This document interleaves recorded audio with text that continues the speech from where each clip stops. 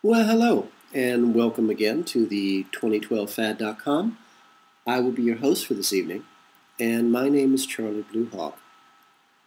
Last night we talked about hate is educational, and how our masters, they can't evolve, they don't even want to try. They refuse to even try, well, to make themselves better, to change, to be different. But see, the problem, of course, is our masters, junior management, in the corporation known as Hate Inc. Their point of view is hate is good. Hate is joy. Hate is happiness. It's the difference between, well, frankly, good and evil. Our masters, junior management, their outlook on life is so alien to anything that you and I could possibly begin to comprehend that there is no meeting of the minds possible between our masters and us. I mean, most of my education in this existence, I can't say life because at the age of 53, I've still never lived. It's been an educational experience because hate is a wonderful education tool. I've learned more from hate than, well, actually, I pretty much learned everything I know from encountering hate over and over again. I've learned very little about kindness or joy or love or happiness, except, frankly, from my cats or my dogs. That's the only place I've really ever known love or compassion or kindness. Isn't that sad? I cannot say that I've ever known any real love from another human being. And, well, that's actually tragic. Hate is educational. There's just no way around it. And I've learned so much about our masters and their servants slaves. We need to learn something else. There's got to be a better way to educate ourselves than this. And so tonight I thought we might chat about recovery, arrest a banker. Now it fascinates me when I listen to professionals talk about the current, well, again, tragedy we find ourselves in. And I heard a rumor the other day, and I actually honestly haven't had the stomach to look it up to see if it's true, that Obama, the finger puppet, actually went on television and said that the reason we're in this terrible, terrible, horrific situation is bad luck. Now, when I think of Obama, the finger puppet, and I think of his place in the corporate structure of Hate Inc., I see Obama as the guy, the mental retard, frankly, working in the mailroom. Now, there's no, working in the mailroom is very important. But if it's the only job you could get because, well, frankly, you're stupid, that's tragedy. That's tragic. A man who's, 50 years old, something, and the best job he can get is working in the mailroom, and then he still can't do his job well. I think of Obama as the guy working in the mailroom because he delivers the messages of his masters, what you and I would consider junior management, which is very high above the finger puppet Obama. But if he actually said that, if Obama, the finger puppet, the guy from the mailroom, actually said on television that we're in this situation because of bad luck, well, I think it's time you and I grew up. It's really simple. You're walking down the street, some guy comes out of the shadows, pulls a gun, sticks the gun into your ribs and says, "Give me your money and your jewelry, or I'll blow your brains out." Well, the logical thing to do is, if you've never been trained to, for this kind of violence, give him your money, give him your jewelry, give him what he wants. What do you do then? Well, traditionally you call a cop. You tell the cops, "Hey, I've been robbed. I want you to catch the guy. I want my money back." We're living in a situation that is not bad luck. We have been robbed. They didn't use a gun, at least on us. It's a con. It's a shell game. We've been conned. So, what do we do to get our lives back, our country back, our world back? Well, first thing we have to do is, the euphemism is stimulate the economy. Well, to stimulate the economy, you need something called money. Our money has been stolen. We have been conned out of all of our money by our masters. It's a con. Money has not vanished from the earth. Money has not taken a holiday and gone to Mars. Money has not moved to Venus. The money is here. The money that's been stolen from you, from I, is here. It's in the possession of the bankers, the Wall Street guys, the brokers, and to a smaller extent the politicians, who are simply, again, finger puppets. Well, to stimulate the economy, you need money. In the United States, we have something called the RICO Act. It's a law that our masters brought into being a couple of decades ago with the express purpose of stealing money from us. The RICO Act, theoretically, at least what the public relations campaign around the RICO Act said was, we suspect that you're a criminal, which in the United States being a criminal is a joke because we're governed by criminals, but okay. The RICO Act was the government's legitimizing stealing money from us. Now, bear in mind, they just came in and said, we think you're a crook, we're taking everything you own. We're taking your savings accounts, we're taking your bank accounts, we're taking your home, your car, your jewelry, everything, on suspicion. The RICO Act did not require charges being filed against you in court. The RICO Act did not require that you go to court. The RICO Act did not require that you were found guilty in court. The RICO Act, under the laws of the United States of America Incorporated, all it required is somebody in government had a suspicion that you're a crook, you're a thief. They can't prove it, but they're going to take all of your money anyway and give it to the government. Guess what? The RICO Act still exists. Let's think about that for a second. There is a law currently on the books of the United States of America Incorporated that says that if I think you're a crook, I don't have to prove anything. I don't have to take you to court. I don't have to file charges. All I have to do is say, I think you're a crook, which under the laws of the United States of America Incorporated says I can take all your money, and there's nothing you can do about it. I've got a thought. How many millions of Americans are out of work? About 58%.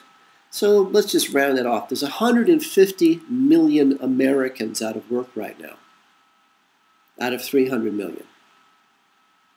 That's conservative, by the way. Well, we know who the robbers are. We know who the cons are. Ben Bernanke, Obama, the Lehman Brothers, the Koch brothers, the Clintons, the Bush family, Bank of America.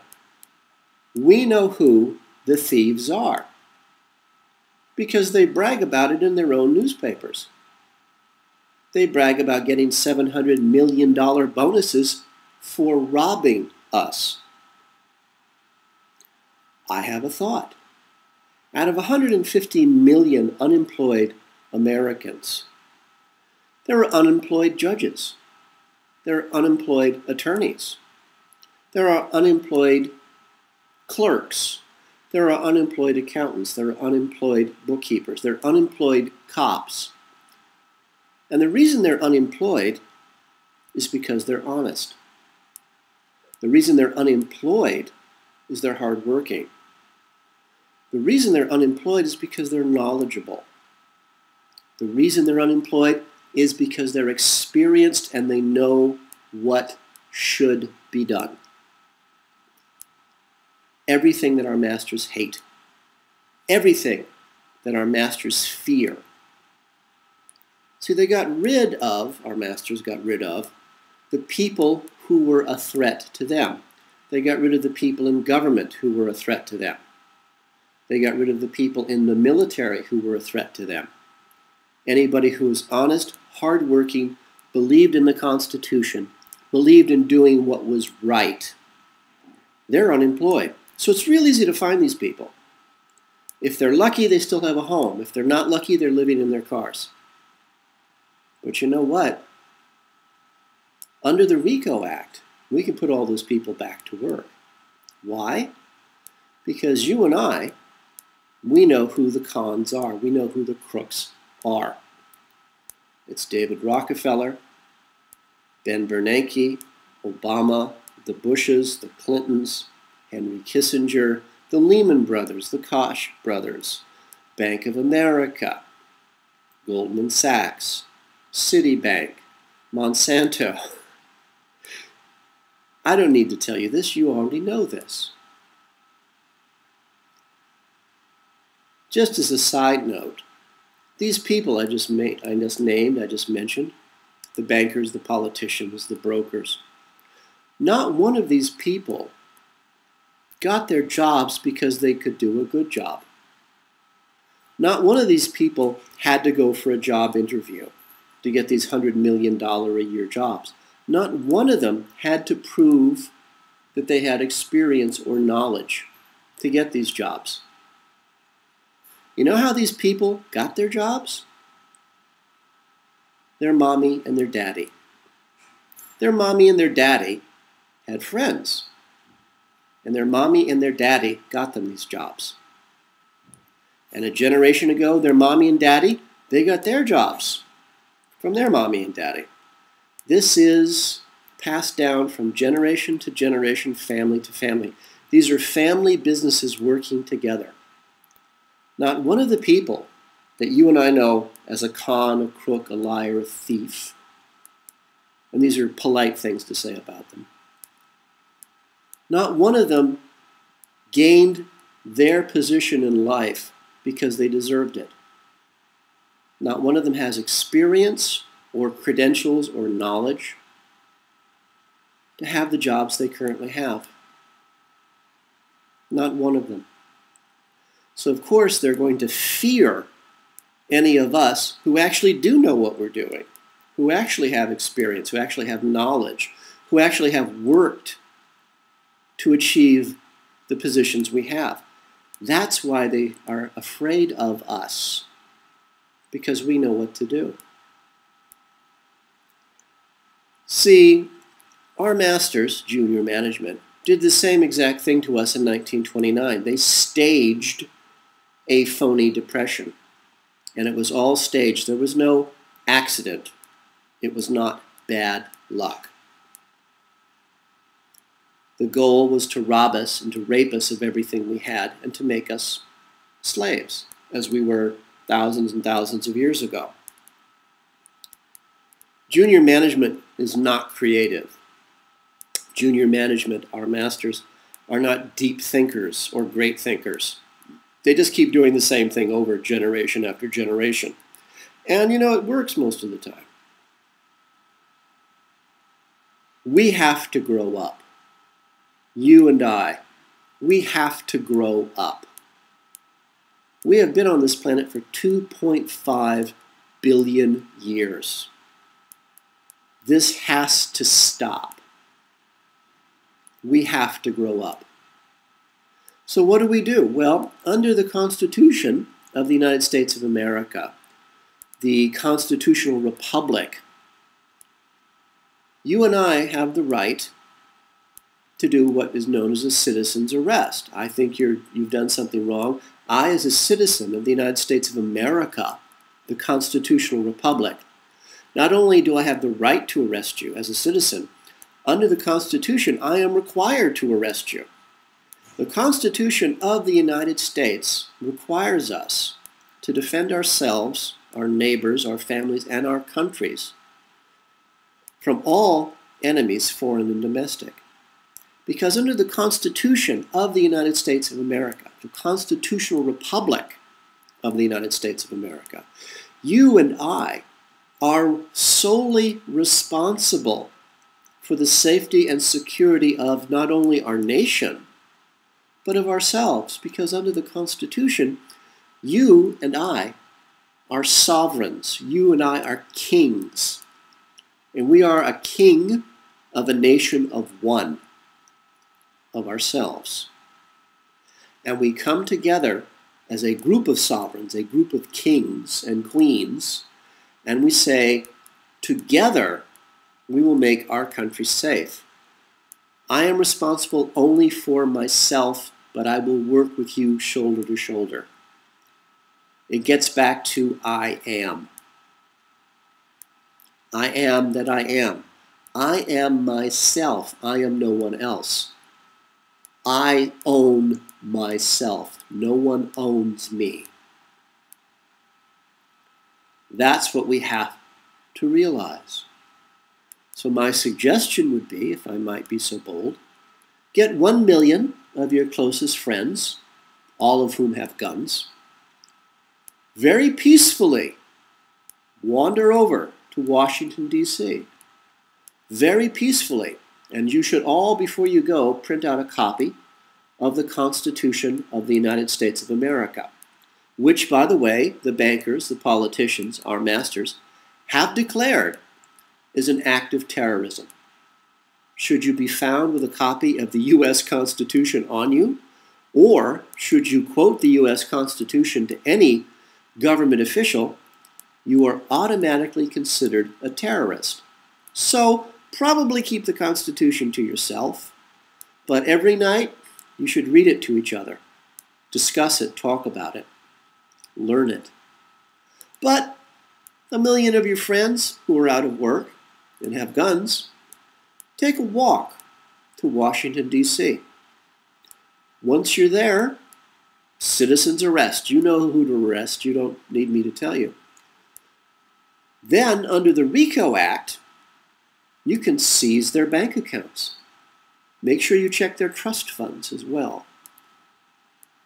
A trust fund is a way for very wealthy people to hide their money, to hide the ownership of their money. David Rockefeller is penniless. Strangely, though, he has several trust funds, as do all these rich people. That's millions, trillions of dollars. But David Rockefeller, on paper, to the public, is a penniless pauper. This is where the RICO Act comes in. Seize David Rockefeller, arrest him, be polite, be respectful, be courteous. Don't destroy anything, don't threaten anyone. Only use your gun in defense, never attack. And it's really, really, really important. Don't hate anybody. This is not a religious thing, it's not a moral thing, this is physics. The moment you hate someone, they have power over you. Hate no one. Do what needs to be done. Obey the law. Know the Constitution. Only do what the Constitution says you have the right to do. We're sort of fudging with the RICO Act because this was a law created by our masters to hurt us. So we're actually using their law against them. So we're going to fudge on that one a little. Hate no one. Harm no one. Do no damage. Only use force in defense of yourself or those who stand with you. Use the RICO Act. Seize all of their property. And then you know what you do with those billions and trillions of dollars? Well, there's 1 million of you and your friends. That costs money to get to Washington. Pay yourselves a salary. Cover your expenses. Hire yourselves with the money you've taken back, which is yours anyway. These criminals, so-called, need to be put on trial. They need to be investigated. Well, you know what? There's 150 million unemployed Americans. There are judges who could use jobs. There are attorneys who could use jobs. There are investigators, criminal investigators who could use jobs. Hire them with the money that you've seized from our masters, which is ours anyway. Well, once you hire those people, money is now back into the economy. They need to buy food, they need to buy clothes, they need dry cleaning. Money is then flowing into the economy, because now we have to hire grocers and drivers and mechanics and florists, and your children need to go back to school, so we need teachers. The schools need to be fixed, so we need construction people. Our roads are pretty much gone. Our highways are gone. Our sewer system is gone. Our electrical infrastructure barely exists. We need to hire people to fix all that. Well, once we have our money back under the RICO Act, while these criminals, our masters, are on trial, we put our own people back to work. We can put 100 million people back to work with the money that's been stolen from us. By the way, before you and a million of your closest personal friends, all with guns, all showing in public, nothing is concealed. Hide the Constitution, but carry your gun out where everybody can see it. Before you leave for Washington, call your cousin, your uncle, your aunt. Say, oh, by the way, could you get together a million of your closest personal friends and wander over to New York, go down to Wall Street, start arresting the criminals there? Citizens arrest. Peaceful. No violence. Only use your gun to defend yourself. Never attack. Hurt no one. Be respectful, be courteous. Follow the Constitution. Follow the law. Well, as a side note, you might also consider wandering over to the Pentagon and say hi. We would like you, very respectfully ask, to return all of the American troops to the United States. We'd like you to close down all 167, I forget how many, it's hard to tell, military bases, U.S. military bases all over the world. We'd like you very politely ask, close down all these military bases, stop all these wars, bring everybody home. And anyone who refuses this very polite request of the American people, arrest them. Pretty simple. Contact the troops and say, look, this is the deal. We've taken our country back. It's up to you what you want to do. Do you want to stay there and fight wars, or do you want to come home and take back our country? Peacefully, respectfully, under the laws of the Constitution of the United States of America. No violence unless someone attacks you. And then only use the amount of force required to stop them. Follow the law. Places you might want to visit, you and a million of your close personal friends, all with guns. CIA headquarters in Langley, Virginia.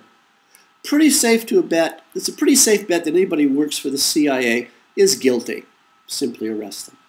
The NSA, arrest them. If you can get into the facility, there's something called Echelon, which is the coordinating effort of all the major black operations security agencies. Arrest everybody there. Don't forget our personal friends at the Federal Reserve Bank, which is the privately owned offshore corporation. Arrest everyone there. Go to the IRS offices in town. Arrest everyone there. Go to Homeland Security. Arrest everyone there. And don't forget those fine, upstanding people at the airport, TSA. Arrest them all. Now you begin to see how we can recover, stimulate our economy. First, we identify the fact that we have been robbed by criminals. Bankers, brokers, politicians. You now see that under the laws of the United States of America, the constitutional republic, we have the right to defend ourselves against all enemies, foreign and domestic. There are laws governing the treatment of prisoners. Follow them. The RICO Act allows us to seize our money back. And now we have to hire ourselves and all these other people to try these criminals. And in doing so, money is flowing into the economy. Again, the money that's missing today did not vanish. It didn't leave the planet. It didn't cease to exist. It's being hoarded by our masters. There's so much money, they don't know what to do with all of it. They physically don't have the space to store it. It's ours. Take it back. Now, for you folks in the UK and in Israel, you have to make your own decisions. I personally have not read the Magna Carta since I was young, so I have no idea what laws apply in the UK or Israel. It's up to you. But once we take control of what Reagan called the axis of evil, the United States, Great Britain, and Israel, once we actually take back our countries, the rest of the world, the bankers in the rest of the world, are going to be so scared. They're going to be so terrified of what their own people will do that they will vomit up all the money they stole instantly. And they'll do it before their own people start to hunt them down. All of a sudden, depression's over. People are working, they're paying their rent, they're buying food, they're buying cars, they're buying shoes, children are going to school. Roads are being repaired. There's money in the economy. And it's not bad luck that we're here. Somebody pulled a gun on us and stole our money.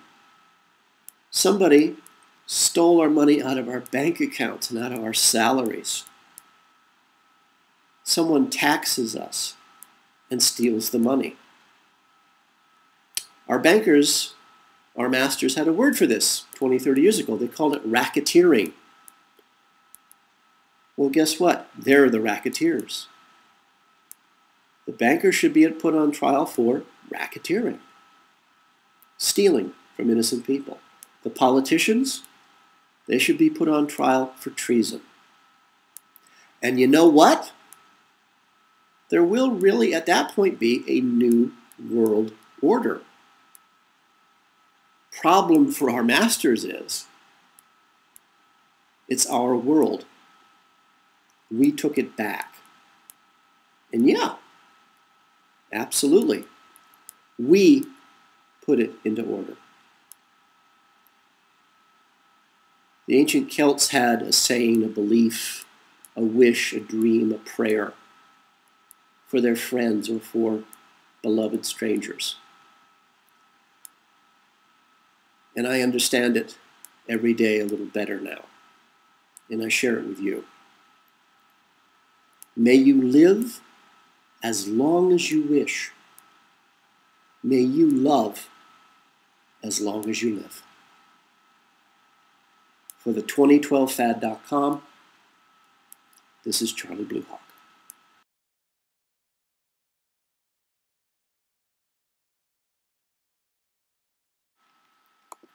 The 2012 Fad is brought to you by Coffee and Blood, Love Letters Between the Dead, a series of 5 erotica horror novels about a fallen angel fighting his way back to regain his own soul, and how the CIA war against the human race, their black magic, captures and traps him in the body of a mind-controlled slave designed to hunt down and to kill their god, their Satan.